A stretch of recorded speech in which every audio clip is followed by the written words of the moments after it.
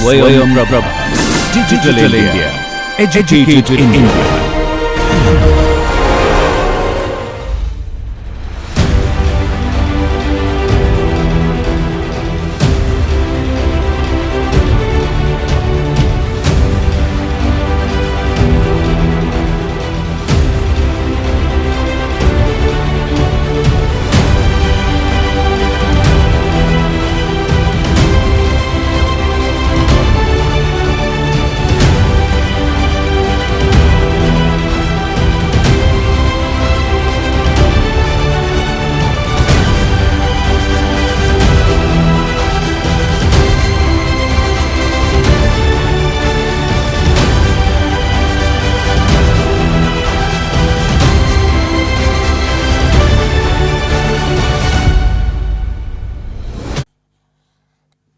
Okay.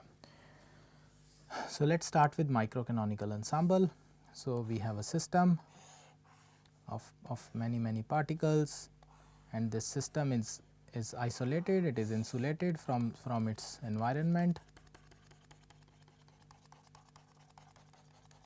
right, such that its energy does not change, and also the particles, they do not leak out, and as well as the walls are rigid, right. So in this case the energy, the number of particles and the volume remains fixed, right, and the corresponding microstate. So number of microstates in this system we denote as omega, which is a function of energy, number of molecules, number of particles and the volume of the system. All right. So now let us divide this system into two subsystems.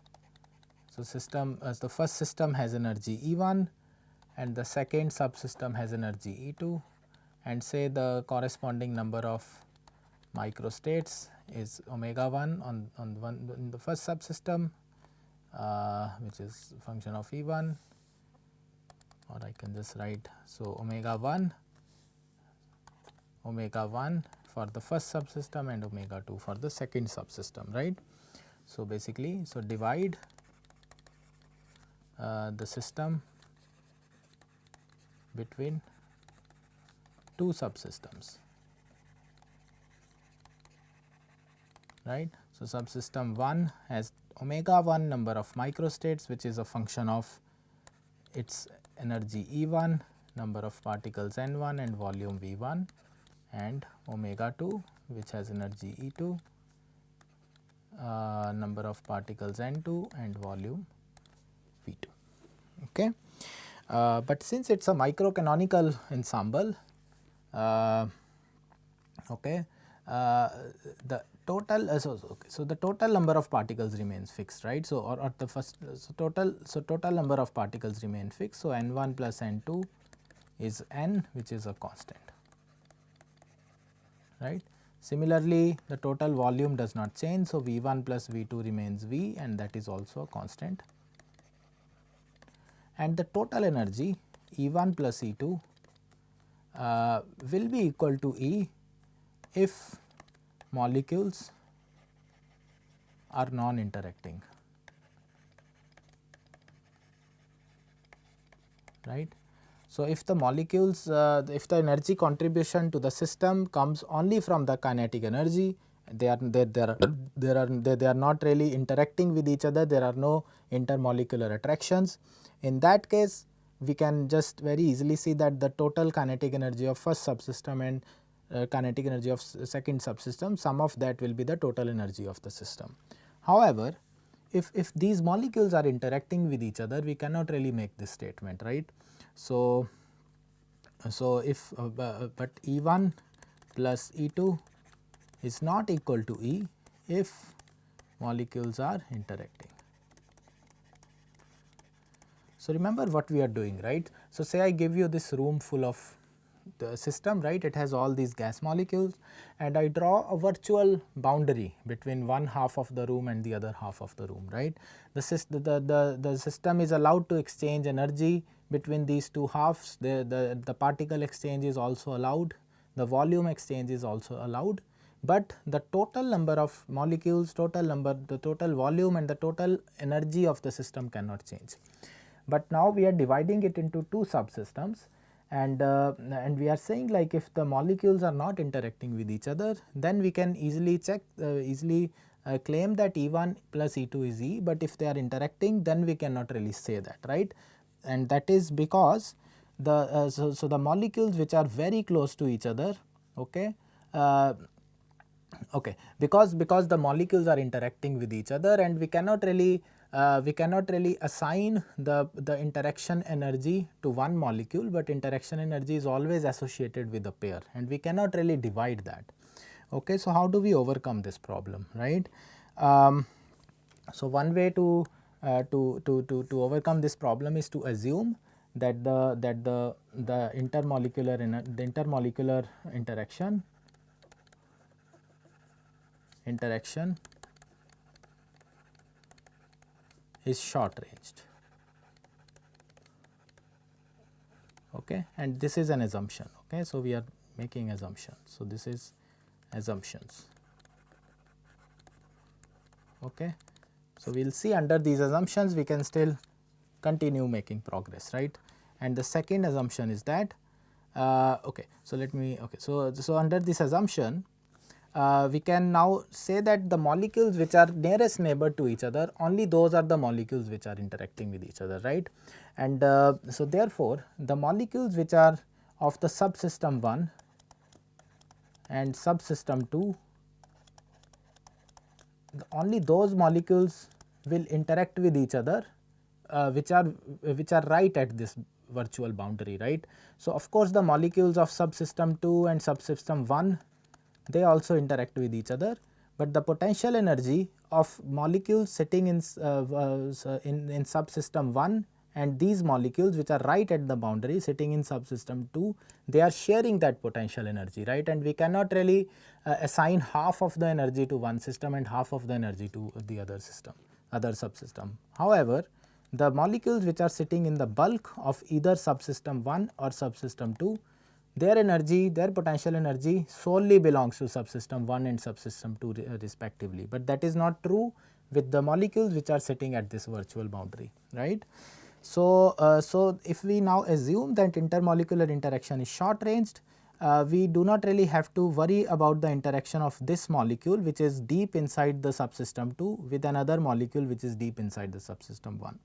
And it turns out it is quite a reasonable assumption, because most of the intermolecular interactions, like we saw in kinetic theory as well, which are typically van der Waals interactions, they are very short range, right. So they kick in only when the molecules are very close to each other. Okay, so we can very safely ignore the interaction of molecules which are very far away from each other.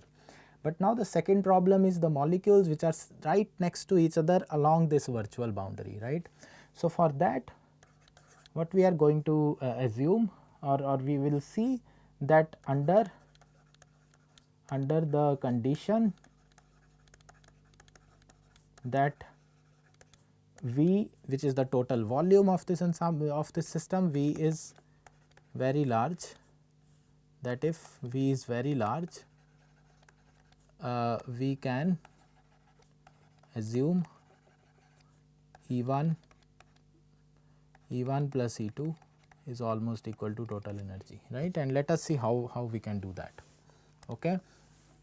So now I want you to like visualize this wall again. So say this is our virtual wall, virtual boundary separating the subsystem 1 and subsystem 2. Okay, and there are these molecules which are sitting right at that virtual boundary, and there are molecules sitting on the other side as well, right.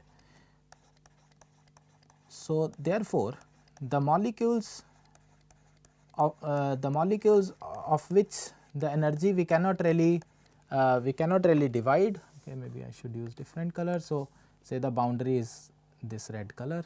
Okay. Okay, so there are these molecules of subsystem 2 which are sitting on the right, and molecules of subsystem 1 which are sitting on the left. All right. So now as we just said that since interactions are close ranged, these molecules of subsystem 1 are interacting with molecules of subsystem 2. Okay. So but we can see that how many molecules are there which are sitting right next to each other, right. So that number will be, so the number of molecules at the virtual boundary,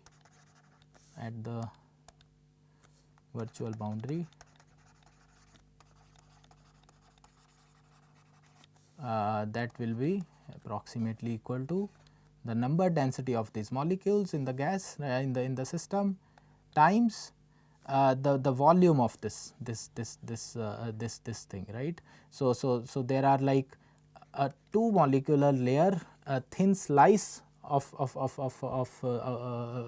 volume, so whose volume is basically 2A times, so say dimension of our system is L, right. So this is L, this is also L, right. So the volume of this thin slice of 2 molecules thick region would be rho times 2A times L squared, right. So that is the number of gas molecules which are interacting with each other, right, whom energy we cannot really assign to subsystem 1 and subsystem 2. But what about the total number of molecules, right. So the number of molecules or rather total in the system, okay. So total number of molecules in the bulk is basically rho times L cube, right. So therefore we can very easily see the ratio, so the ratio so we can see that number of, so the ratio of, we can see that ratio of these two quantities, right. So the ratio 2A rho L squared divided by rho L cubed is equal to 2A divided by L, and this is very tiny number provided L is much greater than A, right. So if we have created a system which is much greater than the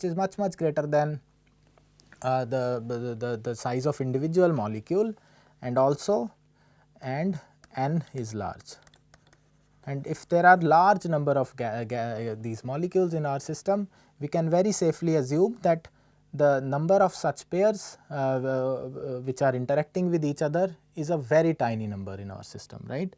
So in which case we can very safely assume, so in this case we can write our E1 plus E2 is approximately equal to E, and there is a and it's almost equal to E, okay. So we can safely assume that, all right. So so this number is not really very different from the total energy, since the pairs which are interacting with each other between subsystem 1 and subsystem 2 are it's a tiny fraction of total number of pairs present in the system, okay. So now let us start with the first thing, right. So let us first allow, okay. So I'll go back to this picture again. So maybe I can draw it again. So what we have is, we have a system which we have divided between 2 virtual subsystems, and this is insulated properly so that no energy exchange is allowed.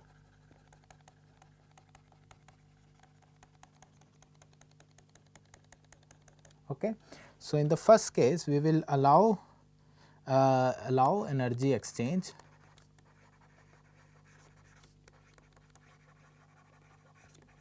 while keeping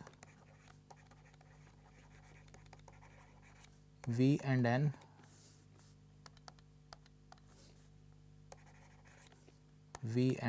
N fixed, okay. And one way to visualize that is, you replace this virtual wall with a conducting wall, right. So the heat can go in and out, so the particles can exchange energy with each other, the systems can exchange energy one between each other, but the volume change is not allowed because it is a rigid wall, rigid conducting wall, and number of particles also does not leak out because it's a properly sealed wall, all right. So in which case we can write our omega 1, which was originally a function of E1, V1 and N1, as omega 1 as a function of E1, and similarly we can write our omega 2, which was a function of E2, V2 and N2, and this we can just write as omega 2, which is just a function of E2. All right. Okay. So, in this case what will be the total number of microstates, right. So, total number of microstates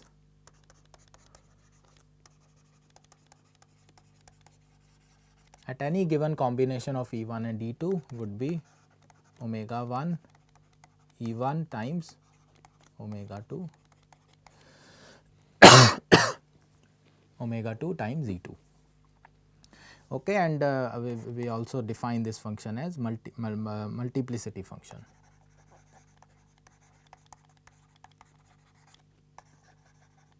Okay. And we know that the equilibrium state corresponds to a state where we have maximum number of microstates, right. So, equilibrium will be achieved when this quantity becomes maximum, right. So, condition of equilibrium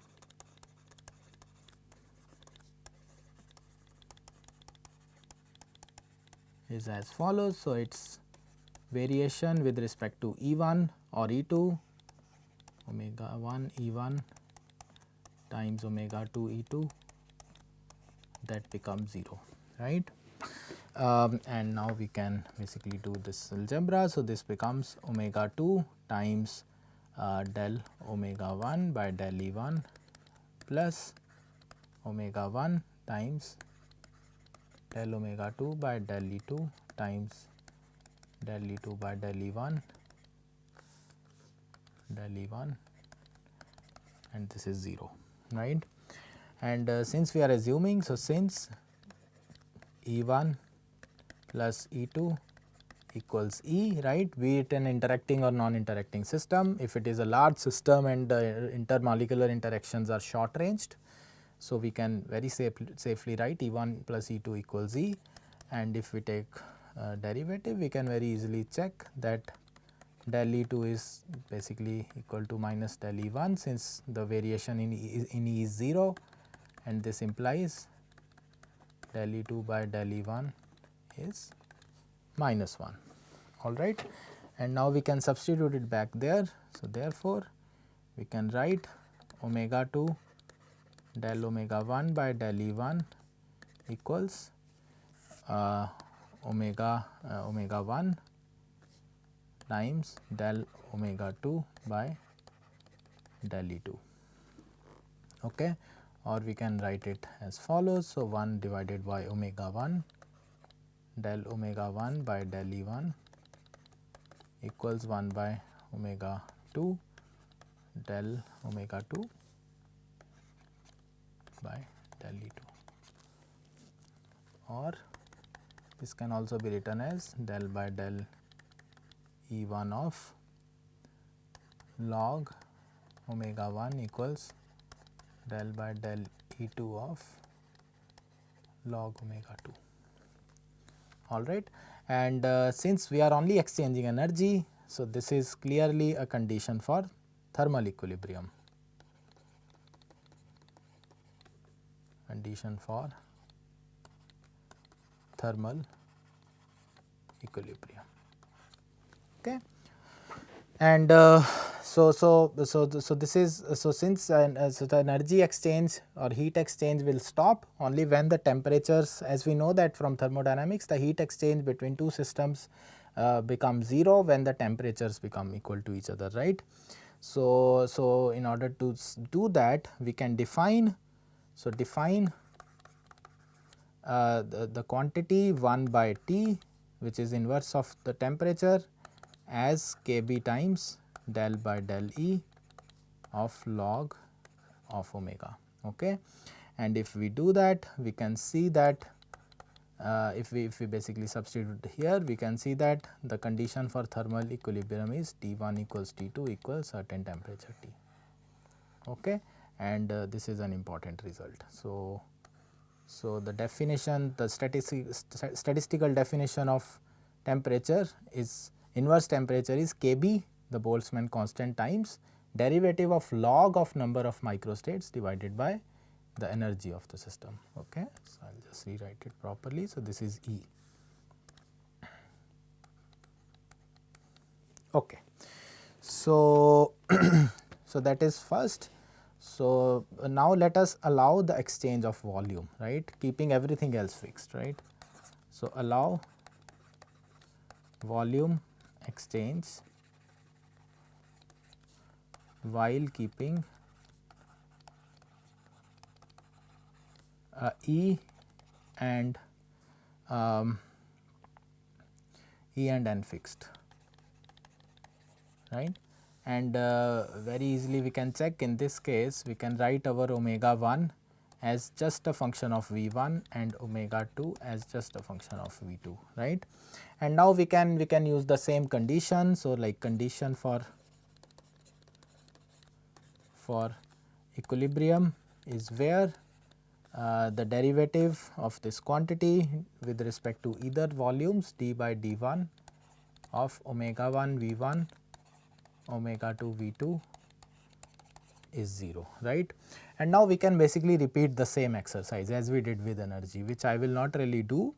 And if you do that, and again also we have to use the condition that V1 plus V2 equals V. This is what the condition of microcanonical ensemble, that V is fixed. So, we can check, if we do that exercise, we will find del by del V1 of log of omega 1 equals del by del V2 times del by so the partial derivative of log omega 2 with respect to V2, all right. And this is the condition for mechanical equilibrium, right.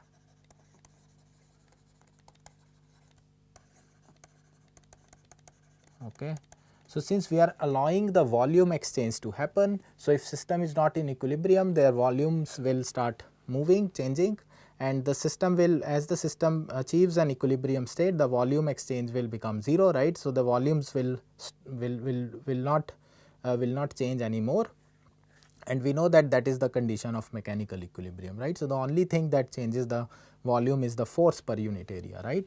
So, this quantity in some sense must be related to pressure. And now we can, similarly the way we defined the quantity inverse temperature, we can now define the quantity P divided by KBT as as partial derivative of log omega with respect to volume.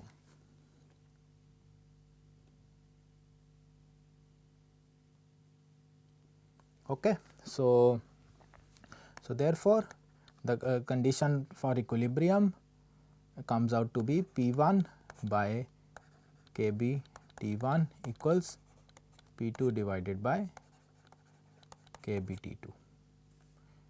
Okay. And we can cancel out Kb, and this simply implies P1 by T1 should be equal to P2 by T2. Okay. So, this is the condition for mechanical equilibrium. Similarly, we can now do the third thing, right. So, we can now allow exchange of N while keeping E and V fixed. Okay. So, we are allowing the particles to get exchanged between subsystem 1 and subsystem 2, but we do not let the energy exchange or the volume exchange, all right. So, again in that case we can write our omega 1 as a function of N1 and omega 2 as a function of N2, and we can now again define the equilibrium state where the derivative of product of these two these two numbers with respect to N1 is 0, and also we will use the condition N1 plus N2 equals N, which is constant. Okay. And in this case the final result that we get is del of so the partial derivative of log of omega 1 with respect to n1 equals partial derivative of log of omega 2 with respect to n2, and this is the condition for diffusive equilibrium, right. So, in equilibrium the net exchange of particles will get 0, right, it will become 0, all right. And again we can now define, so define mu divided by kBt as the partial derivative of log omega with respect to number of particles, in which case the condition for diffusive equilibrium becomes mu 1 by T1 equals mu 2 by T2. Okay. So, this is what we find by using this through the statistical definition of these quantities.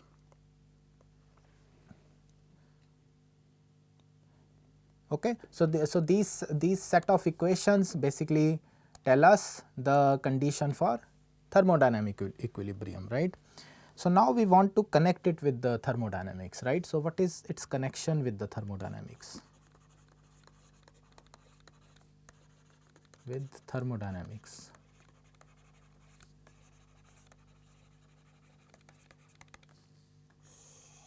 Okay. So, remember from thermodynamics, so from first law, which we wrote as du equals TdS minus PdV plus mu dN, right. So, this is the first law, or I can just write my TdS as the, okay. So, this is nothing but equal to dq, right. So, I can write my dq as du plus PdV minus mu dN, all right. Okay. So, now in thermodynamics the quantity internal energy is basically the total energy of the system, right, averaged over time, right. So, I give you a system which is at thermodynamic equilibrium, and what is the definition of thermodynamic equilibrium? It's basically says that if the thermodynamic variables, they do not change as a function of time anymore. So, that is a thermodynamic equilibrium, right.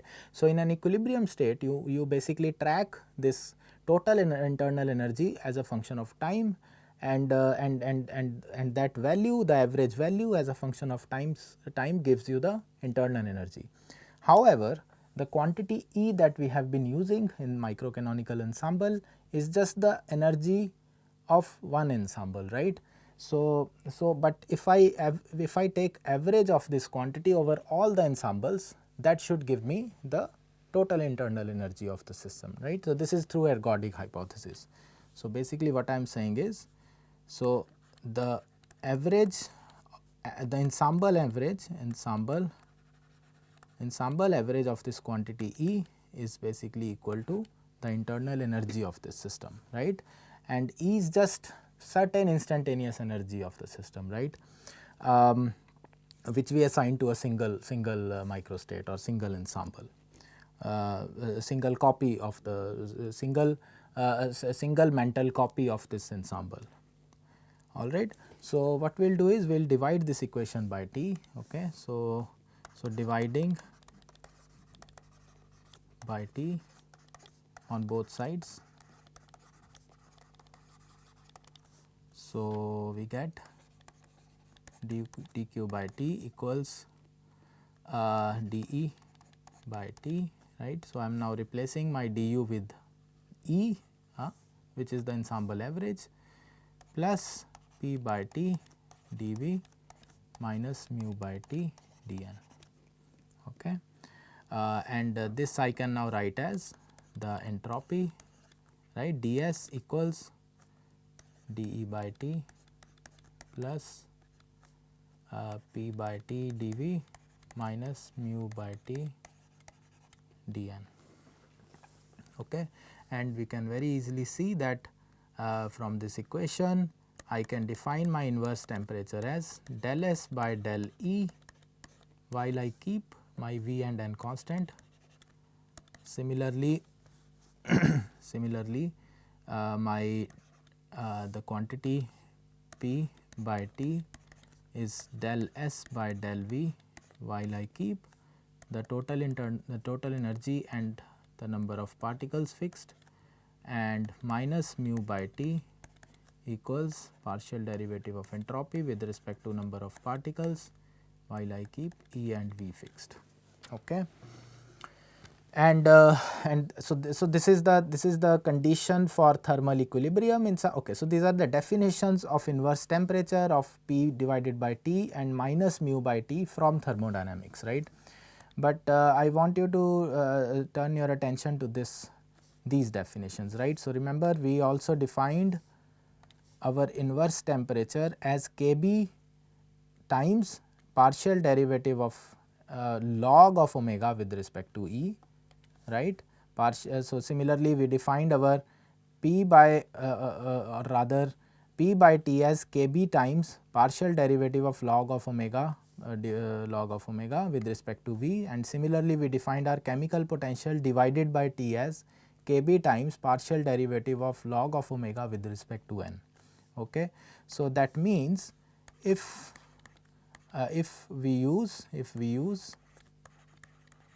S as Kb log of omega, we basically get back the same results, right, that we derived from the microcanonical ensemble, right. So that basically provides you a connection of thermodynamics with the statistical physics, right. So if I treat so remember, when we were doing this calculation, we never really required the concept of entropy, right. So all we wanted were we were just maximizing the number of microstates.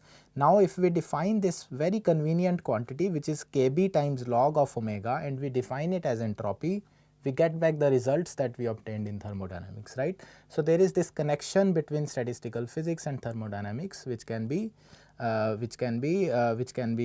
built if we assume or if we define the entropy as Boltzmann constant times log of omega. Okay. So that is an important result. Okay. So next thing that we will do very quickly is basically statistics of coin tossing. Okay. So statistics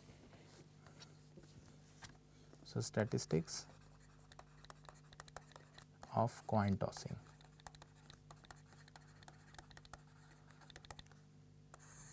So remember, over and over again we have been saying that an equilibrium state corresponds to a state when the product of these two microstates that becomes maximum, right, and any deviations from that will basically drive you away from equilibrium. Okay.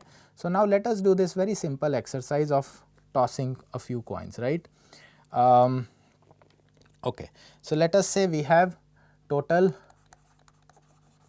coins, which is n, right, and say we toss these coins, right, at the same time. So the number of heads, let us call it n1, and the number of tails will obviously be n minus n1. Okay. So now let us see how many ways are there of getting n1 number of heads in this problem. Okay. So the total number of ways. Okay. So maybe we can go step by step. So okay. So what will that number be? Okay. So the number of ways in which one coin can have head is basically n, right. So the number of ways to get first head, right, that is n, right. So either of one coins can have head. What is the number of ways to get second head? That will be n minus 1, right. So because one coin already has given us head. Similarly, if you continue this exercise, we can see that the number of ways to get n1th head, that will be n minus n1 plus 1, right. All right. So therefore, what is the total number, right. So total number of ways to get this n1 heads will be product of this. So therefore, total ways is product of this n times n minus 1 times n minus 2 and so on up to n minus 1, right. So, which n1 minus 1, which becomes n1 plus 1. Okay. But here we are now, but since we do not really worry about the order, right. So, we do not really care about the order of this these coins, right, whether coin 1 has head or 2 has a head and so on. Okay. So, therefore, since we do not worry about the order,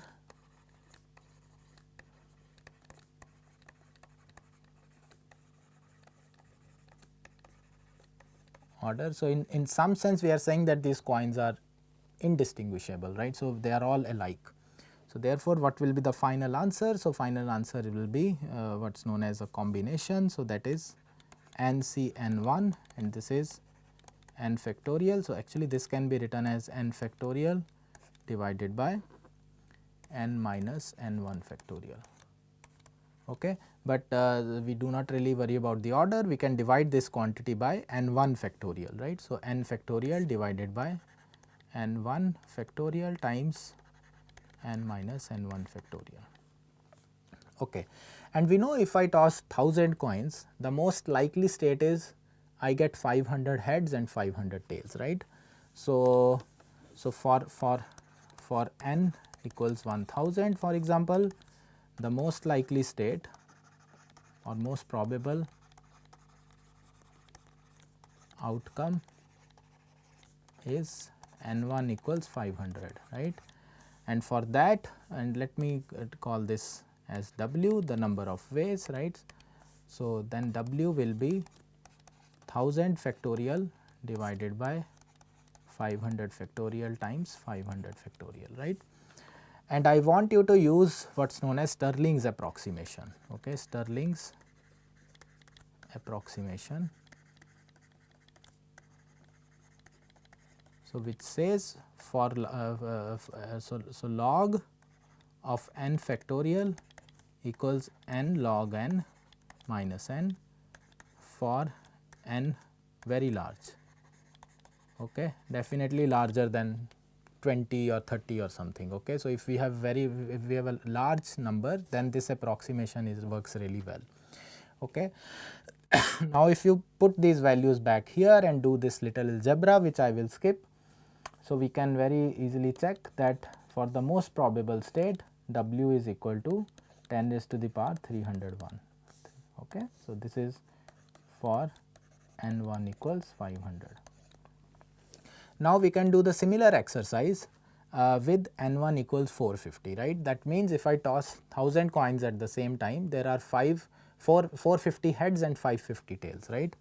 So, for n 1000, 1000 and n1 equals 450, my W will become 1000 factorial divided by 450 factorial times 550 factorials, and again you use this formula and take some logs and so on, and you can see that this value comes out to be 10 raised to the power 298.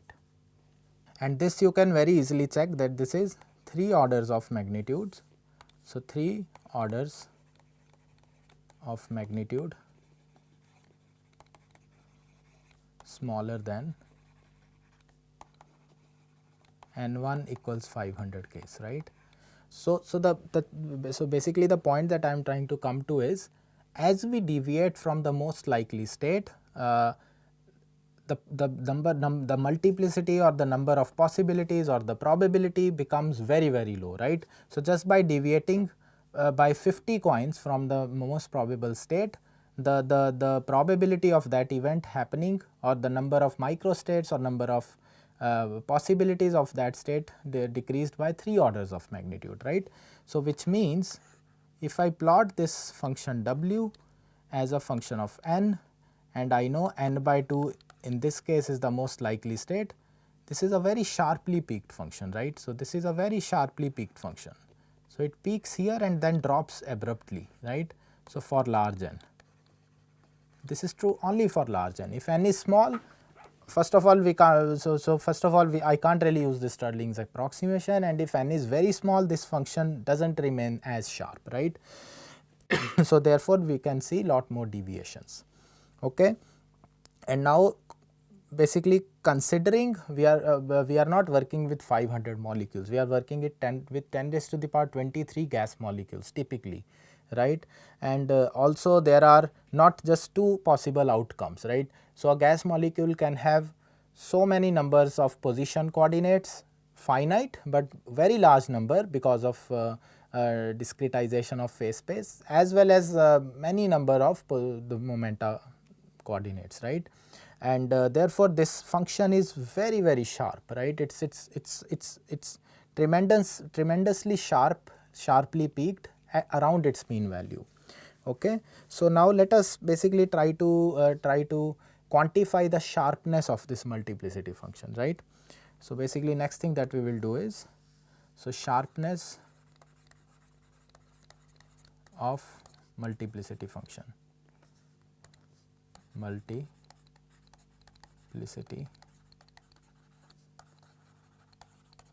right. So, whether we can assign a functional form to that function, all right, to that multiplicity function. Okay. So, basically what we are interested in, is okay. So, again we will stick to the example of tossing coins where there are two outcomes possible, all right. And we know for n coins the most likely state will be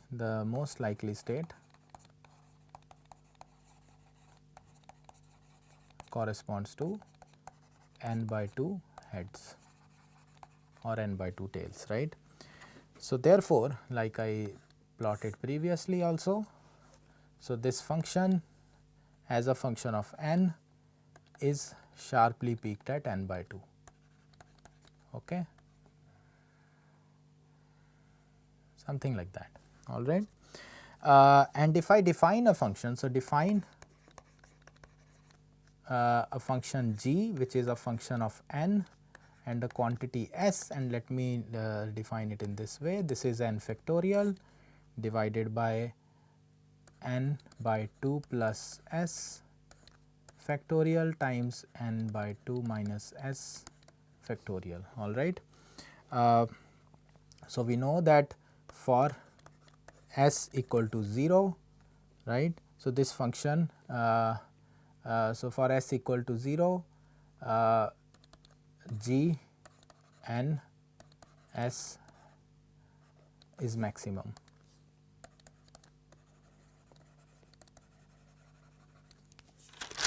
All right. But now what we are asking is, what if I take my s to be non-zero, right. So, I basically move away from the, so this is basically g of n s, right, and this is s equal to 0,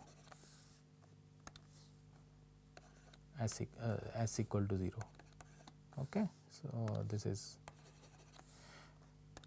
s. Okay. So, now I am asking, if I move away from s equal to 0, what happens to this function, right. So, what is the functional form? Okay. So, let us proceed. So, let us take log on both sides, right. So, taking log on both sides of this equation. So, we can write, so log g of n s equals log n factorial minus log n by 2 plus s factorial minus log n by 2 minus s factorial, all right. So, let us call, so say n by 2 plus s is nh, which is the number of heads, and n by 2 plus minus s is nt, which is number of tails, right. So, I can then rewrite this as follows. So, this equation becomes log of g of n and s is log n factorial minus log n h factorial minus log n t factorial. Okay. So, now we are going to use a little bit more accurate form of Stirling's approximation, right. So, use Stirling's formula,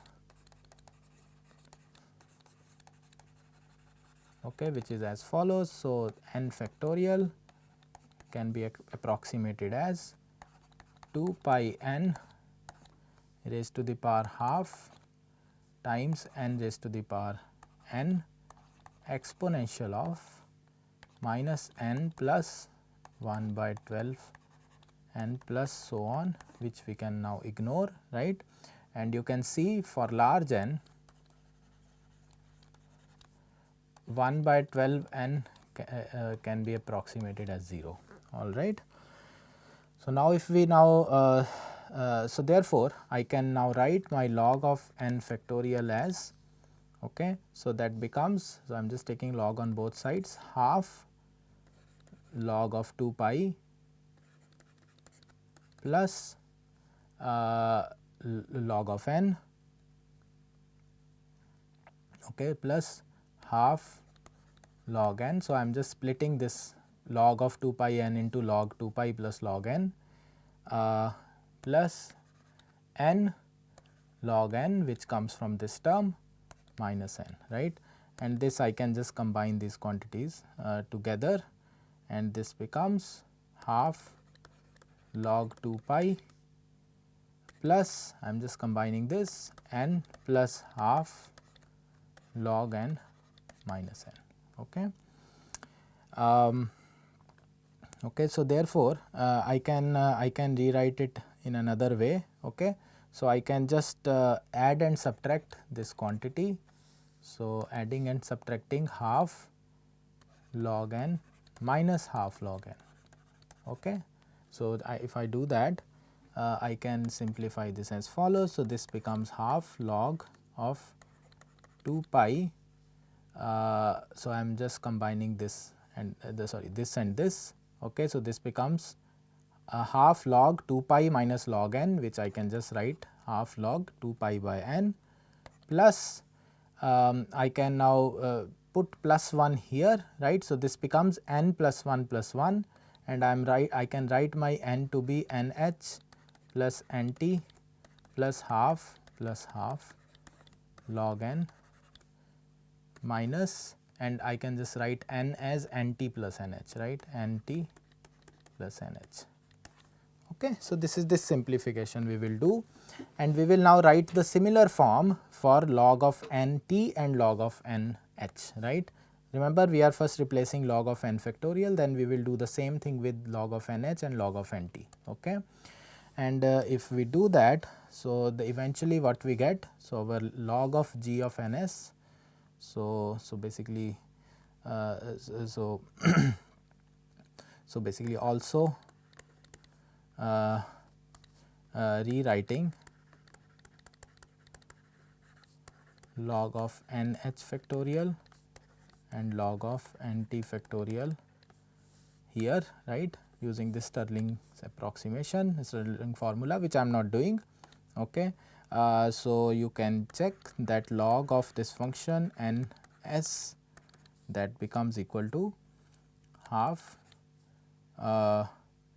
log of 1 by 2 pi n minus nh plus half log nh by n minus nt plus half log nt by n, okay.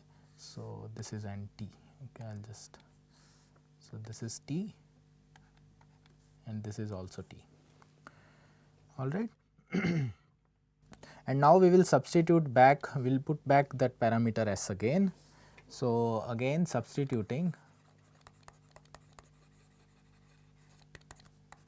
nh to be half n plus s and nt to be half n minus s, okay. And if we do that,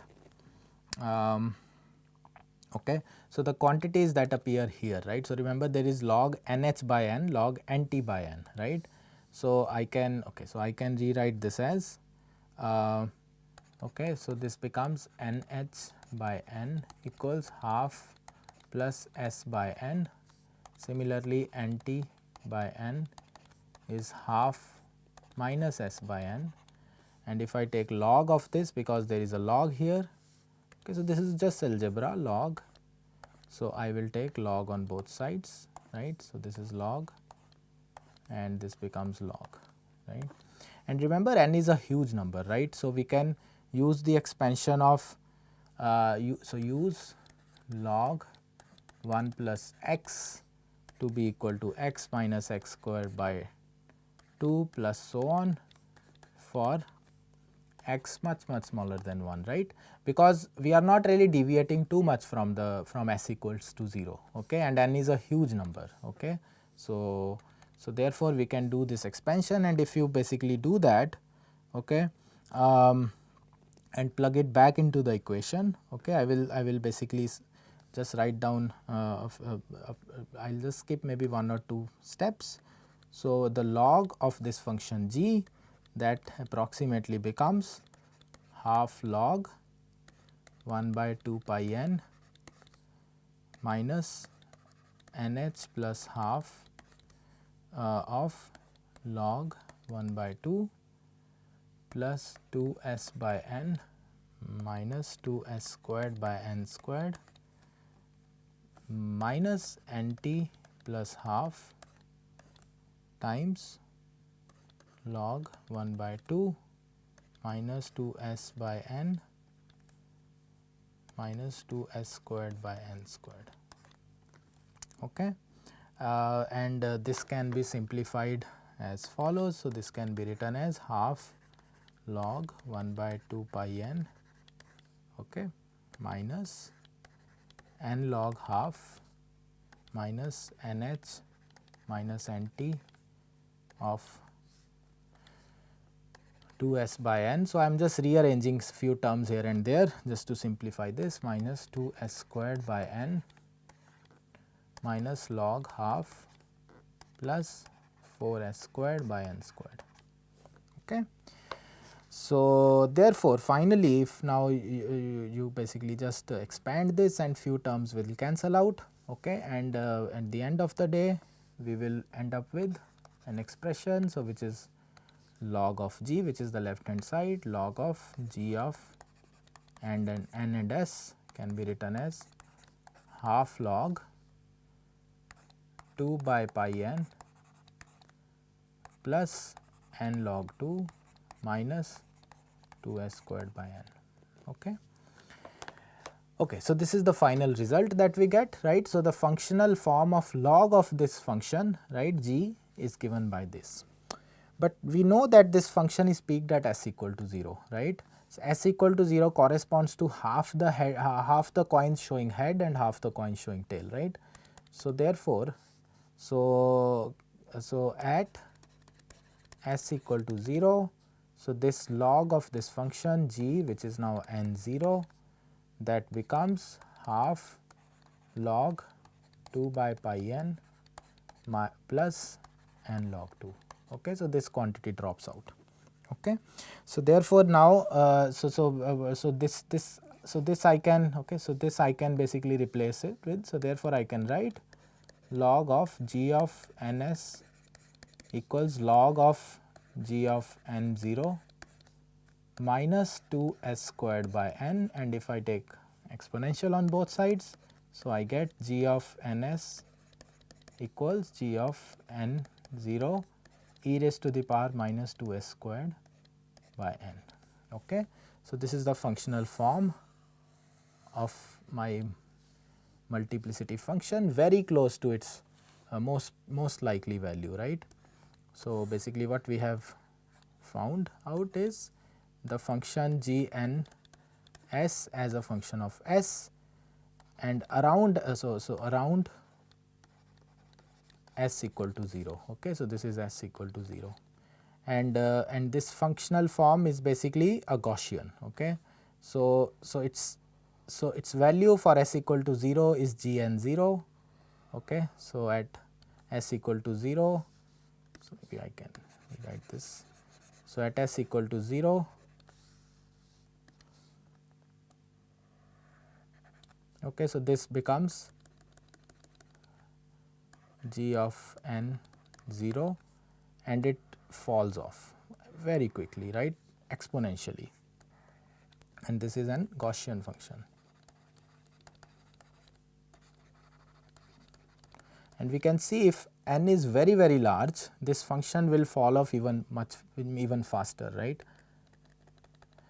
So this is the main result. So basically the take home message is that the multiplicity function which corresponds to the maximum number of likelihoods of any thermodynamic process is a very sharply peaked function. Any deviation, slight deviation from the mean is highly unlikely. Okay.